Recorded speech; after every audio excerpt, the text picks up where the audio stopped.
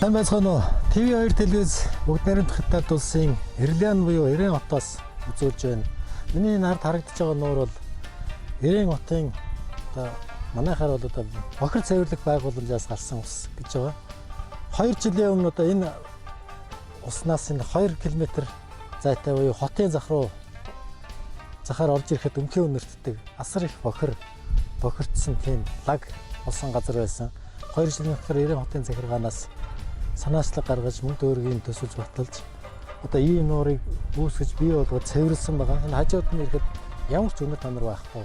Маш сайхан цэвэр. Хүний гараар бүтээгдсэн тийм нуур бий болжээ. Энэ нуурынхаа усаар бол одоо энэ орчин тойрныхоо мод тарьсан мод болон бусад хүнсний ногоогоо усалж тэрнээс ус ургацаа өөрсдөө хэрэгэлдэг гэж байгаа. Энэ нууранда загас авцарч үржүүлсэн. Тэр загас нь одоо их хэмжээгээр үржиж өвөлдөө энтхийн хүмүүс одоо тэр загасаа барьж хүнсний хэрэглээндээ хэрэгэлдэг.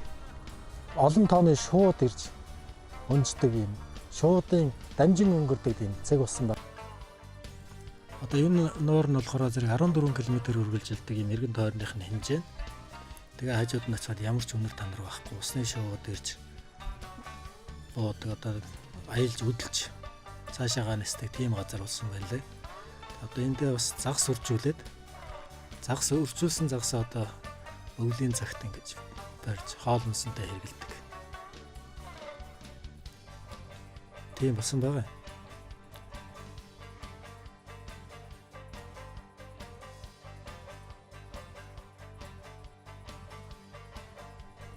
Нуурын усаар одоо орчин тойрных нь мод ногоон байгууламжаа усалж тэр орчныг нь тогтжуулж одоо амралт зугаалгын бүс болгосон байгааг бид газар дээр нь очиж харсан. Хэрвээ манай Монгол улсын цэвэрлэх байгууламжийн хажууд ийм байдлыг үүсгэнэ гэвэл өнөдөр үзэхгүй бол одоо өмнөшгөө харахгүй.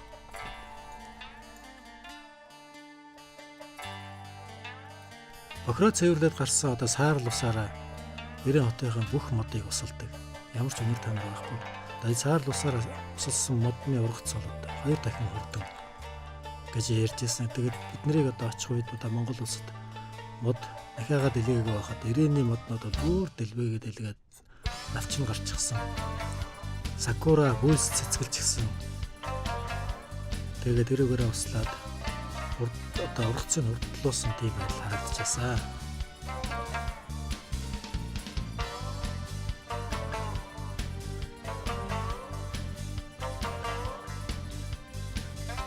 Санаа байх юм бол одоо ямар ч бохир орчныг цэвэрлэж одоо байгаль орчин дээлтэйгээр өөртөө ашигтай зүйл болгож хуургаж чаддгийг Ирээн хотын одоо энэ хүн жишээнээс харахад маш тодорхой ойлгож болох юм аа. Манай улсад бол одоо мөнгө нь байна, хийж болох боломж нь байна.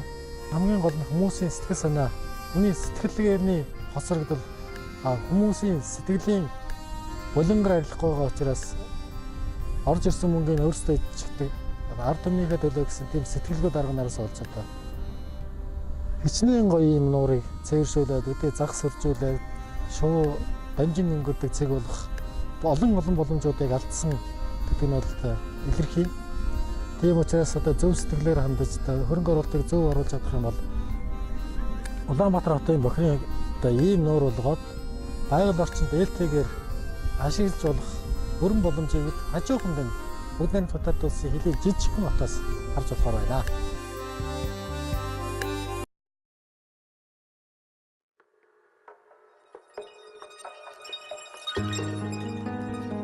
Бид нар одоо өвөр Монгол төдийгүй бүх Хятад даяараа бүр дэлхийд алдарсан одоо сүхэ гэж өвгөн нэг бүр зорж утсан юм ба. Тэр сүхэгаа юугаар онцлог вэ гэвэл Алшаа аймгийн эзний хушууны одоо эсрэг цөл нутгийг ойжуулж төрөл бүрийн мод тарьж энүүгээр одоо бүх Хятадын хүмүүсийн анхаарлыг татсан байгаа. Гайхамшигтай хөдөлмөрчтэй чанартай. Гайхамшигыг бүтээдэг сүхэ гэж алдартай тийм өвгөн байгаа. Сүхэгүй маань одоо Алшаа аймгийн эзний хушууны одоо даргаар олон жил ажиллаж байхдаа тэр үедээ сэтгэлдээ хураасан одоо ийм юм хийх юмсан, тийм юм хийх юмсан гэж хэлсэн. Одоо сэтгэлийнхээ бодлыг биелүүлэе гэж бодоод амралтандаа гараад хар хот гэж дэлхийд алдартай юм эртний балгасны хажууд.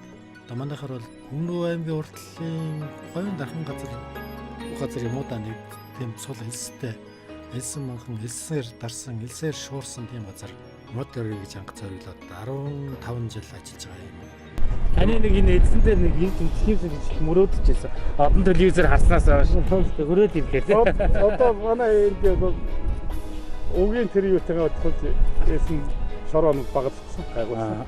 Тэр юм одоо. Энэ модл ургаад ихтэй шороод байна. Тий, тэгж байгаа. Тэгээ Шилгол аймгийн нөхөднөр манай Монгол улсын одоо найз нар болоо миний гэрт ирж миний энд тарьсан модыг үзэж надтай сэтгэлийн солилцоо хийжээ. Тэгвэл манай эндхийн энэ байгалийн нөхцөл бол тон ган хуурай ийм нэг газар. Элс ихтэй, шуурга ихтэй, жилдээ хур бороо бол тэгштгээ сая 30 хэдхэн одоо миллиметр байдаг ийм нэг ган хуурай ороо. Тэгэхээр энд элс ихтэй бол энд мод тарихгүй бол хүн тогтохын аргагүй газар.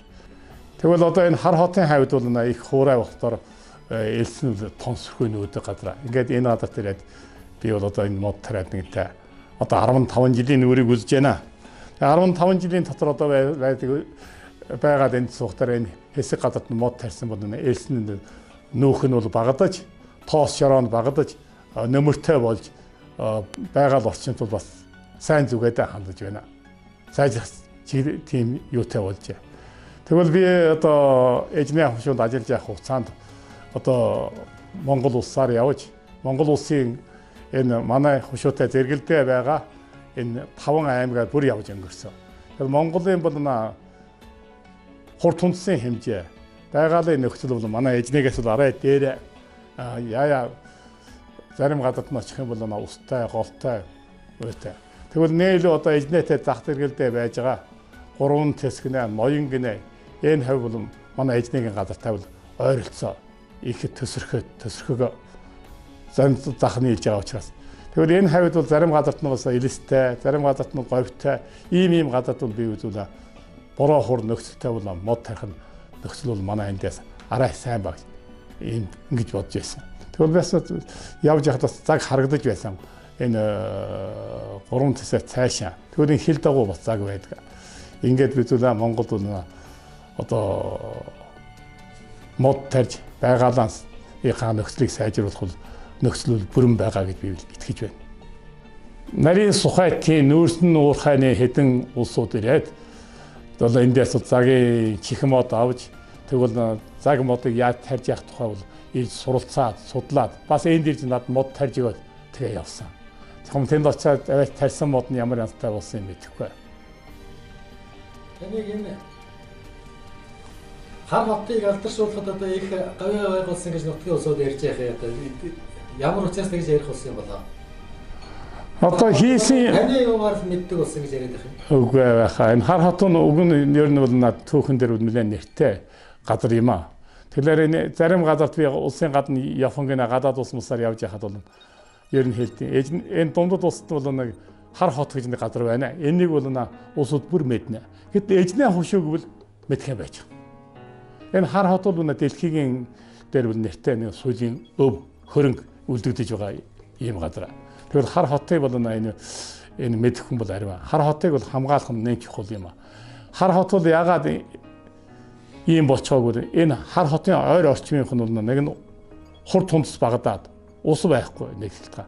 Бас нэг нь бол өнгөрсөн мал учиргүй ариун тэмээ мал энэ цагийн нийдээ сүйтгэхэд хүн бас аваач түлээд ингээд мод орчин авахын ихээр эвдэж өнгөрсөн.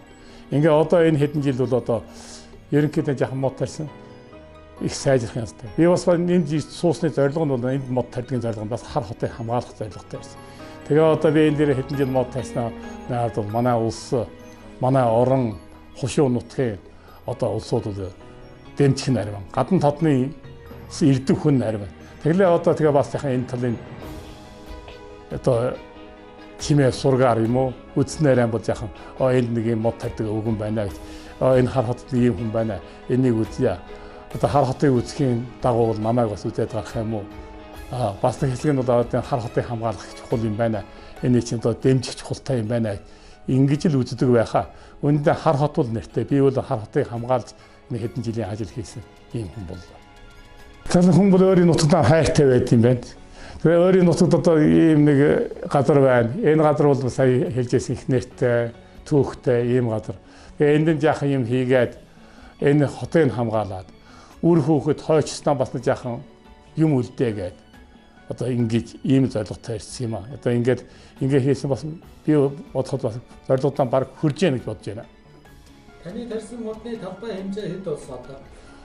Одоо яг би өөрийн биеэр гадад тарьсан мод бол 3500 гаруй муу би. Одоо энээсээ давж би. Тэгвэл өнө бусдууд улсаас дэмжиж өгсөн мод бас 3000 гаруй. Ингээд 7000 гаруй муу. Нэг муу газар чинь 866 ба. Тийм байхаа. Тэгээ одоо энэс гадна бол нэг хэсэг газар нөгөө нэг энэ хэсэг заг бол бүр үхээд бүр хагас өгсөн, хагас амьд нэг ийм моднууд байсан юм а. Тэгээ манаас нь хашаалаад, хашаантар яваад. Зарим нь одоо тэргээр ус чирж услаад энэ модны сэргэлт үл их сайн болсон. Одоо нөхцөлтэй бол танаас яваад миний хашаасан хашаан гадна бол хашаан дотор хоёрыг адилтаа үзэх юм бол хоёр ингийн ертөнц болсон. Хашаан доторх нь нэгэнтээ бол бүдэн өндөр мод, хүнээс хол өндөр моднууд гараад ирсэн. Хашаан гаднах нь мөн өгөр хэвээрээ төжийсэн зарим нь үхэл ингээ байж байдаг. Ингээд одоо энэ байгалийн модтойгоо нийлээд ирэх юм бол одоо төм хол гарсан, төм гар юм уу ийм болцсон. Зөвхөн одоо эхлээд мод тарьж эхлэхдээ бол улсаас ямар нэгэн тусламж дэмжлэг тэтгэлэг аваагүй өөрөө ингээ сайн дураараа хийгээд хэдэн жилийн ажлынхын үр дүнгийн хараад эдийн засгийн газраас тусгай тэтгэмж олгож одоо Бүгд найрамдах Хятад улсад бол нэгэн тийм сайн чанар байна. Хүн өөрийнхөө хүч хөдөлмөр эдийн засгаараа ингээд ажил хийгээд ямар нэгэн ажлыг бүтээн босгоод сайн хийсэн байх юм бол тэр мөнгөний олгож буцааж олгодог. Бас буцалтгүй тусламж нэмж өгдөг. Энэ сайн өгүүлсийг тэтгэж дэмждэг. Энэ санхүүгийн эдийн засгийн талаас нь дэмждэг тэр талаараа бол гайхалтай юм байна лээ. Зөвхөн мод тариад эдэн жилээ болсны дараа энэ хүн бол одоо юм хийх нэ гэж онцгойлон үзэж одоо энэ өгөнд тусгайлан тийм тэтгэмж олгосон байгаа. Одоо тэр тэтгэмжээр зөвхөн мод тарьж одоо тэгээд модны өөр гаргах, төрөл бүрийн модыг турших, цагаан гоёо, хармаг, одоо говьдол ургадаг хармаг, тоорой, заг, сухай зэрэг модыг онцгойлон тарьдаг. Ялангуяа тоорой мод элсний нүүдлийг маш сайн барьдаг гэж үздэг учраас одоо тоорой модыг тарьж эртний хар хотыг тойруулаад модон хэрэм босгосон байгаа. Салхи шуурах элсний нүүдлээс хамгаалсан. Энэ модон хэрэм маань ч одоо үр дүнгээ өгсөн. Зөвхөн хар хотыг үзэхээр ерөөсөө улсууд хар хот Сүхбаатарын одоо ажилсаг бүтээл чанараар бий олсон модон ойн шугыг үзэж харж хар хот Сүхбаатар хоёр бол одоо Алшаа аймгийн эзний хөвшөөнд олон мянган олон сая жуулчныг татах тийм нэгэн хүчин хөшүүрэг болсон байгаа. Одоо эзний хөвшөө гэхэд 200 мянга орчим хүнтэй гэж байна. Тэгэхэд Сүхбаатар тарьсан ой модыг үзэх, хар хотын туурийг үзэхээр одоо 5-6 сая жуулчин ирсэн гэж. Тэгэхээр Сүхбаатарын хийсэн ажил бол хичнээн олон хүнд хүрч, хичнээн олон хүний сэтгэлийг хөдсөн ажил болгоно гарцаагүй.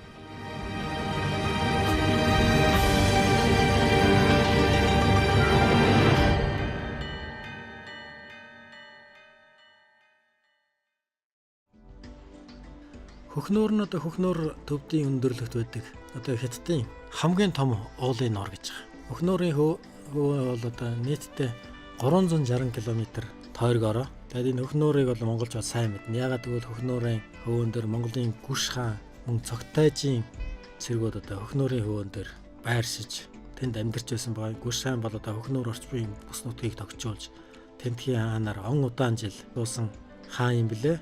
Хөхнөөрийг одоо хятадууд бол маш сайхан тогтжуулаад эргэн тойрны одоо аялал жуулчлалын бус болгоод зам харилцааг дээд зэргээр хөгжүүлж маш сайхан засмал зам тавьсан. Тэрүүгээр нь одоо очиж аялахад бол ямар ч бэрхшээлгүй тийм орчныг үүсгэсэн. Олон амралтын газруудыг барьж босгосон тийм байдал тэнд харагдаж байна лээ.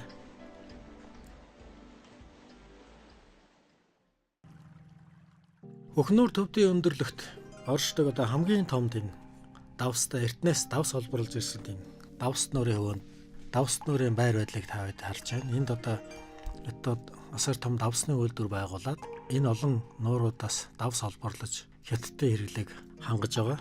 Одоо энэ нууруудаас олборлсон давс бол амт чанар онцгой, хоол, хүнсэнд их тохиромжтой давс гэж ярьж байгаа. Тэгээд энэ давс олборлохоосаа гадна бас аялал жуулчлалын бүс үүсгэснээр энд одоо жилдээ маш олон тооны жуулчид ирж нуурыг үзэхээр ирдэг байгаа. Тэгээд одоо давс олборлож орон нутагт нийлүүлдэг, мөн улс орондоо нийлүүлдэг гэж байна. Энэ нуураас олборлсон давс нь бол одоо бүх хятадын хэрэглээг 70 жил хангах нөөцтэй. Тэгээд байгалийн давс маань өөрөө олборлсон ч гэсэн цаанаасаа нөхөж ургадаг учраас магадгүй 70-аас илүү жилч байж болох боломжтой гэж нутгийн улсууд давсны үйлдвэрийн өдөрт халбан тушаалын улсууд ярьж ирсэн. Тэгээд сайн байцгаана уу? TV2 телевиз Хөхнөр төвдийн өндөрлөгт байдаг одоо энэ хамгийн том давсны үйлдвэрлэл дээр ирээд байна. Энэ нуурын давсаар одоо бүх хятад орныг 70 жил хангах нөөцтэй гэж ярьж байна лээ. Тэгээд эдийн засгийн газраас ч бас онцгой анхаарал тавьж одоо энэ давсны үйлдвэрлэл дээр хүн хүч хөрөнгө хайдаг болтой. Энэ давсны үйлдвэрлэлээс гадна бас аялал жуулчлалын үйл ажиллагааг явуулж энэ үйлдвэрийг үзэх, энэ давс гаргаж байгаа үйл ажиллагаатай танилцах, өөрсдийн иддэг давсыг одоо яаж хэрхэн үйлдвэрлэдэг талаар одоо үзэхээр маш олон жуулчин ирдэг юм байна. Цака гэдэг нь бол давс нуур гэсэн утгатай тийм төвд үг юм байна. Цака хотыг 1987 онд албан ёсоор байгуулахаас өмнө Цака оршоо гэж байгууллага давс ухдаг. Хэмжээгээр бол жижигхэн, гаргадаг давсны хэмжээ бол багахан шиг байсан юм билээ. Цака хотыг байгуулснаас хойш одоо том үйлдвэр барьж одоо давсны олборлолтоо нэмэгдүүлсэн байна. Тэгээд зөвхөн дүүрэг тойргийн хэмжээнд байсан энэ олборлолт нь үр томорч одоо бүх хятадын хэмжээнд болж хятад хоолны давс нийлүүлдэг том үйлдвэрлэл болсон байнамаа. Тэгээд Цака хотын зүүн бие 4 км зайтай Толин Цэнгэр давс нуур хэмээн бүх хятад даяар алдарсан Цакагийн тэм давс нуур байгаа. Цака давс нуурын нөөц нь 450 сая тонн гэж байна. Одоо зүүнээс баруун тийш 15.8 км, өмнөөс хойшоо 9 км, бүх талбай нь 110.5 ам дөрвөлжин км тийм талбайг эзэлж өрссөн. Давс олборлдог. Одоо манайхаар ингээ харж байхад бид нэр заамарт явж байхад одоо манай алта олборлдог нөгөө Оросын том дарааг шиг тийм том давсны дарааг одоо нуурын нэг эргээс нөгөө эрг рүү явж давс олборлож байгааг харсан ба. Манайхан бол одоо алтан дарааг тавьдаг бол хятадын Цака нуурт бол одоо давсны дарааг ажиллаж хүмүүсийн хоол хүнсний давсыг үйлдвэрлэж хангаж байгааг харахад бас урагтаа сайхан байд юм байлээ. Цака бол хятад улсын хамгийн том давс нууруудын нэг. Хүнсний давс, үйлдвэрийн давсны олборлолтоор улс даяараа алдартай гэж байна. Тэнд одоо бид нарыг явж байхад давс тээвэрлэж байгаа том 60-аас 100 тонны машинууд харагдчихсэн. Тэр машинууд нь тодорхой богино хэмжээнд тээвэрлээд төмөр замын өртөө рүү үргэж төмөр замын өртөөнөөсөө дахиж цагаан нуур, Хөхнөрийн төвдийн төмөр замын өртөөтэй нийлж хятад руу болон дэлхийн бусад орн руу гардаг тийм экспортыг үүсгэж чадсан байгаа. Тэгээд хятадын өнцөг булан бүрээс өөрсдийн иддэг давсаа хэрхэн үйлдвэрлэх арга хөсөлтэй эргээд айлж давс нууран дээр ирж давсны одоо нуурын давсыг одоо биеэрээ амталж шалгаж зураг хөргөө авахулж явах их дуртай юм байлээ. Бид эдийг одоо очих үед хятадын амралтын өдөр таарсан ч гэсэн одоо үзэхээр ирсэн маш олон жуулчин байсан. Энэ бол Өвөр Монголын урд засаг хорны Алшаа хотын чулууны музей. Энд байгаль тавар олон төрлийн чулууг өнгөж хэлбэрт оруулан үзмэр болгож дэлхийн чулуу сонирхчдод дэлгэн үзүүлдэг. Тус чулуу музейн төвдөд хамгийн алдартай өгөөд эдний үзэх дуртай газрын нэг юм байна. Алшаа хотын иргэд чулуу урлаж олон төрлийн бүтээл хийж арилжаадаг уламжлал тогтооduджээ. Тэмдгийн чулууны музейд ховор нандин чулуунуудаар үзэсгэлэн гаргахын зэрэгцээ олон улс орны чулуу сонирхчид тус үзэсгэлэн зорин ирж худалдаа наймаа хийдэг байна. Манай говьд ихэвчлэн таардаг жижиг чулуунуудаар хийсэн ийм зүйлд үзэсгэлэн худалдаанд хүнд хүрдэг юм байна.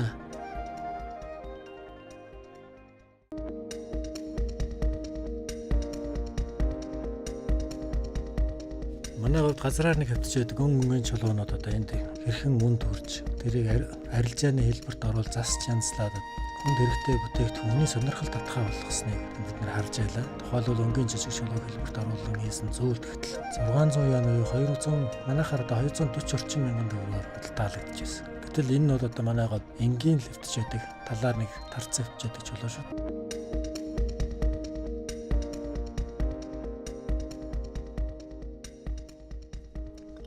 2018 он гарснаас хойш Алшаа хотын чулууны музейд 3 дахь удаага олон улсын чулууны худалдаачдыг хамруулан үзэсгэлэн зохион байгуулсан.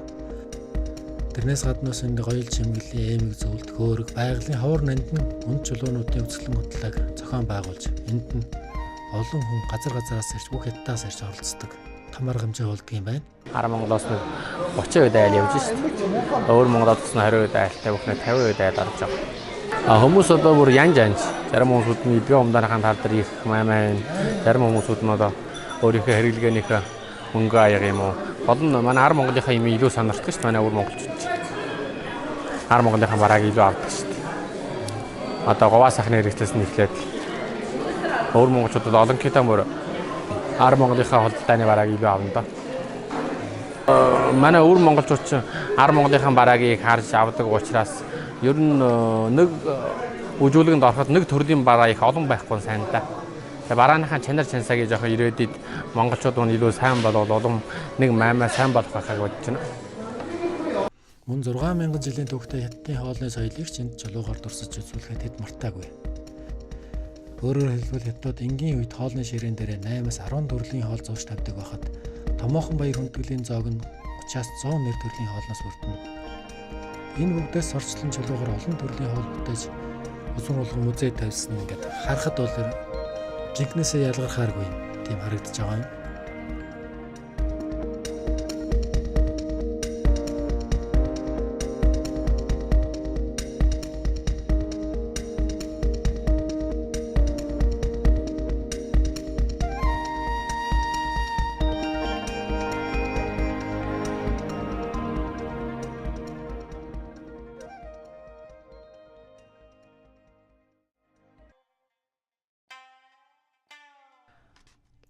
Монгол оронд маань одоо нэн ховгдсон улаан номонд орсон тоорой мод өөр Монголын аль шаад их хэмжээгээр ургаж бас зарим газар их хэмжээгээр хүссэн газрын хөндийг эзэлж талаар нэг тарсан байхыг одоо олж харсан. Тэгээд одоо тоорой мод бол онцгой гайхамшигтай мод байгаа.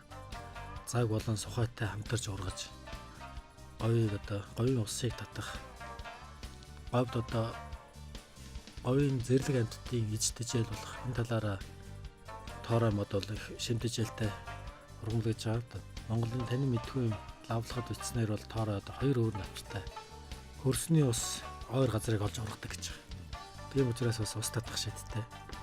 Тэгэхээр одоо тоорой байгаа газар бол одоо хөрсний усыг ойрхон байгаа гэж үзэж болдго юм байна. Говьд онцгой ургах боломжтой. Жижиг элсэн манхан дагаж орогдог учраас одоо элсний нүүдлийг тогтооход бас онцгой ач холбогдолтой. Монгол улсад одоо хамгийн том тооройн тэгвэл Өмнөг аймгийн Намбун сумны Энгэн ус гэдэг газар ургадаг юм байна.